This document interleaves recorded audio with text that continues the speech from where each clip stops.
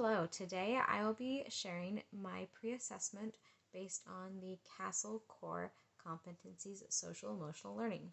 The project that students will be creating is their own abstract drawing brainstorm worksheet. Okay, and there will be steps for each section of this that is based on a different aspect of the social emotional learning framework. So this very top corner, students will be creating a shape of their choice. In the top corner, it's about the size of their palm. The shape is the size of their palm, and inside the shape they will be drawing an emoji that represents their emotion. And on the outside or surrounding the shape, they will draw lines of their choice that represents that emotion. This is representative of the step, or this step one represents self-awareness, so students being more aware of the emotions that they're experiencing, the thoughts, the values, etc. Step number two is a slightly larger outlined shape that is about the size of the hand, and they've been given the prompt of making it cloud-like. This represents that it's about self-management. Okay, that is the second aspect of social emotional learning, and in this cloud-like shape, students will draw one calming strategy that they use to calm down when they're having a hard day. Okay, for example, I've drawn a picture of me doing yoga, and then after they've drawn an image that represents their calming strategy, then they will draw a calming pattern in the background. For step number three, we have this box that students will be drawing on the bottom, and they will write a question. The question prompt is, what can you do if your parents make a rule that you don't like? Okay, and they will answer their individual answers in this box. After students will write this answer, they'll generate it on their own.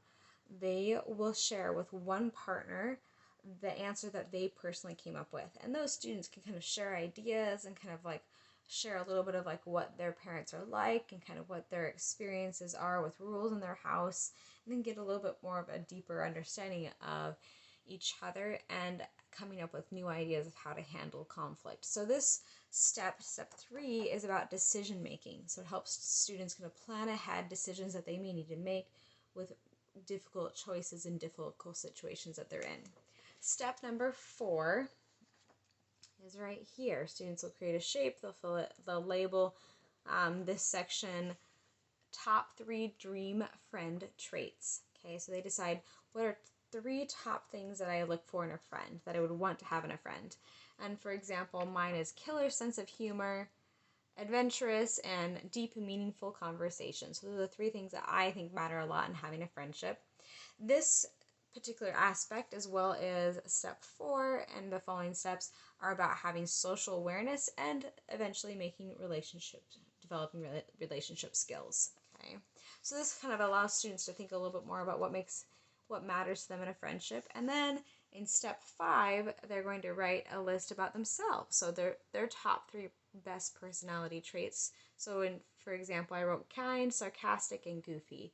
So that would be my personal great personality traits, and kind of helps students understand kind of their own awareness of like themselves, as well as how they relate to people around them. And then the very last step number 6, is drawing a family tradition. So for example, my family tradition is on the 6th of December, we fill our shoes with treats. Because St. Nick visits, he puts treats in our shoes. So I would share my tradition with my students, and then they would think of a tradition that they do maybe once a year or during a specific season with their family. And after students have drawn their tradition, they would go around and choose their same partner and share a little bit about the family traditions.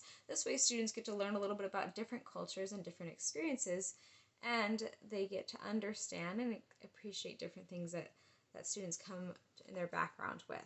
Okay, so that is my social emotional learning framework pre-assessment activity.